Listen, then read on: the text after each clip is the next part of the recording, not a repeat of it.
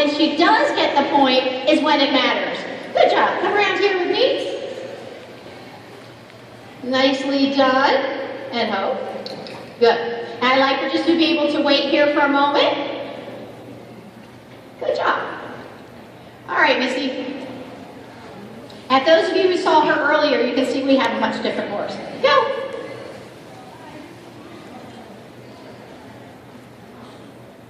Okay, so choke up a little bit for her, so get a little bit closer.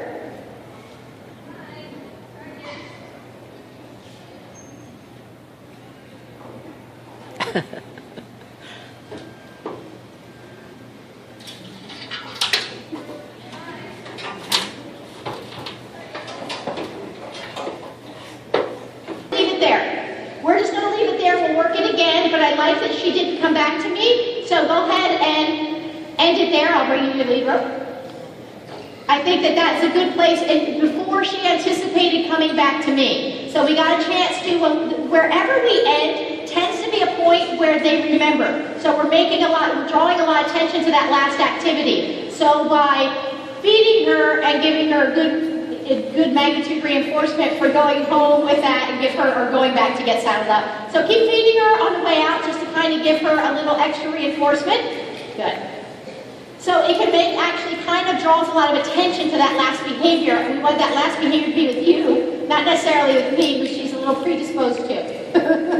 Anyway, so that was great. So those of you that saw her earlier recognize that that was a much better horse, much calmer, much more focused, much more doing her job. When earlier she was over threshold, actually most of the horses were over threshold in the last session, except for our little Moochie. Moochie, the blind pony, was actually the most settled one. So with each of them, we're looking for calm and relaxed and looking for that emotional state where they can pay attention and they can, think about what they're doing. But when they go over threshold, they're just kind of nervous in here. It's the weather. They waited outside. We have a tendency that we start losing them mentally. They're not really thinking clearly. Like here, you can see she was thinking and processing. She was thinking ahead a little bit and thinking, I know, I'll go over here now. But that's okay, that's healthy. And then making mistakes is part of the process.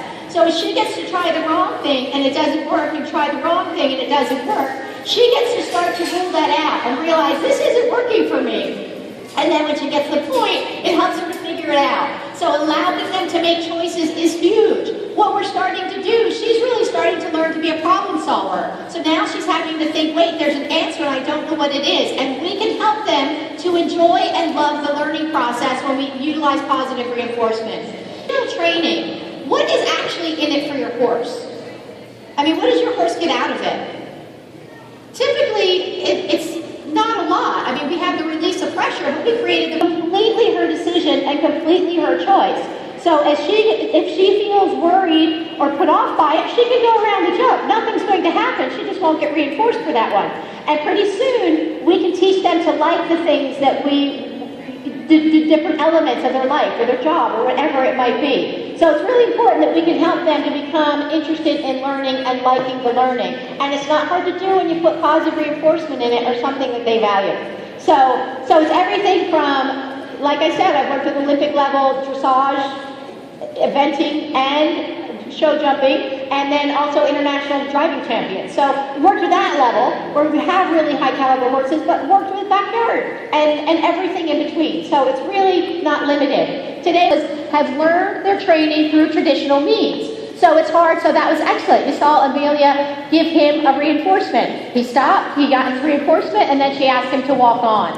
So sometimes watching the riding can be a little harder because you can't tell how much is traditional training, how much is new, how much is old. But the fact of the matter is, most people are going to be combining the two trainings, and that's the beauty of it. You can do it. If there's an element that tends to be a problem area, a lot of times I might say, we need to back up and redo it completely new. But oftentimes a horse who is pretty content with his life and his training, we just open up a new level. When I first started working with BZ Madden, and it was at the end of the first week, that first week was that trial week, it was my lab time basically, until we figured it out. At the end of that very first week, all I did with those horses was in the stall. It was what you saw earlier with that bridge conditioning, teaching the clicker and minding their manners. and then I taught him to touch the target. This is the target. And that's all I did. I never left the stall. And on the other hand, Beezy never came into the stall with me. I never went and did the training in the arena. Yet at the end of the week, Beezy reported that each one of the 8 horses I was working with were markedly better in the arena. And it may be transitions. Okay. So the walk to canter transition, somebody else was kind of riding him for a bit, and the transitions were a little too snappy and a little too much energy, let's say, in it. So she'd like it to be a calm, sensible, relaxed transition. So we're going to kind of pull that apart a little bit. Now, all of these guys are relatively new to the training. So they have had the basic, they know the target, they know the clicker, but they haven't had a lot. And in fact, Josie hasn't been ridden in a long time. So it's new. She got on her for the first time. She had a rider on her for the first time in months. And you get Josie's like, hello, lady, I like you. I worked with Josie in the summer a little bit. And she had a mounting and girthiness kind of issue before. And so hi guys. We worked through that. They got it worked out. They got it really calm and smooth. And they had her out here yesterday, and she was saddled up for the first time. So here comes, we shifted the context, which means she lost what she had.